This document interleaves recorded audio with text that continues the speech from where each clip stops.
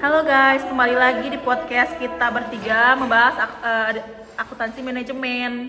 Perkenalkan, nama aku Helena dan teman aku. Perkenalkan, nama aku Wina Dan Amelia. hari ini kita mau bahas tentang penganggaran untuk manajemen strategik dan pengendalian keuangan.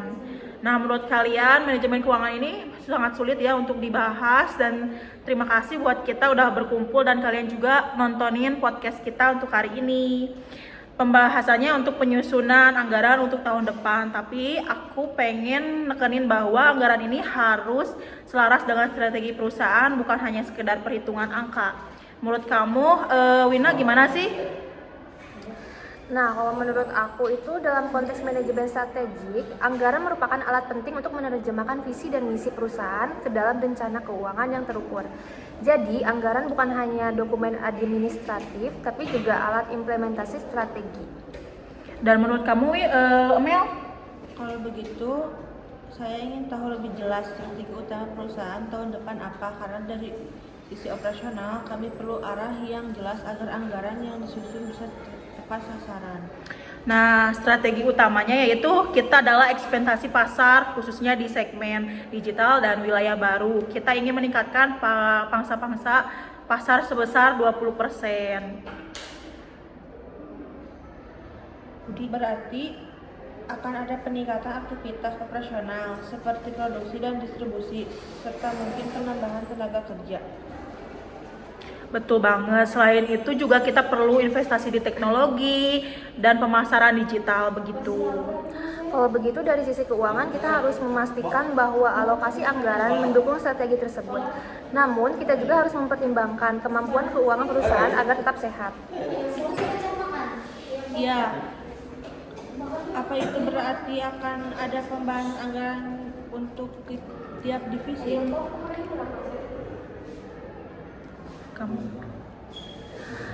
Kita akan menetapkan anggaran berbasis prioritas strategis. Divisi yang mendukung ekspansi akan mendapatkan porsi lebih besar, tetapi tetap dalam batas yang realistis.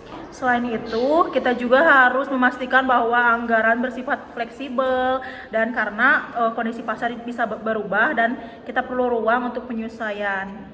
Saya setuju, karena di lapangan sering terjadi perubahan, misalnya kenaikan biaya bahan baku atau gangguan distribusi.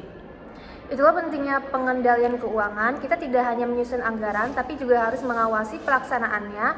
Salah satu caranya adalah dengan membuat laporan realisasi anggaran secara berkala, misalnya setiap bulan.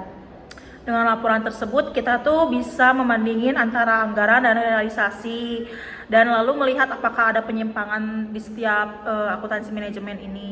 Kalau terjadi penyimpangan, apa langkah yang biasanya dilakukan? Kita biasanya melakukan analisis varians. Dari analisis itu kita bisa mengetahui apakah selisih tersebut menguntungkan atau merugikan serta apa penyebabnya.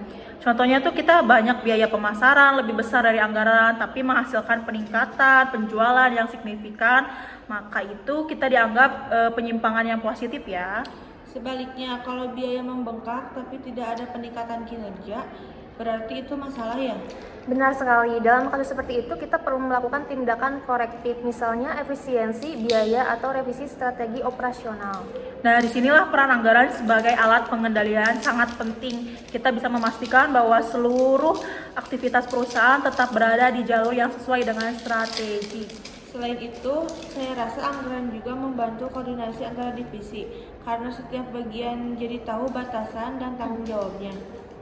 Tepat sekali, anggaran berfungsi sebagai alat komunikasi internal sehingga semua bagian bekerja dengan tujuan yang sama.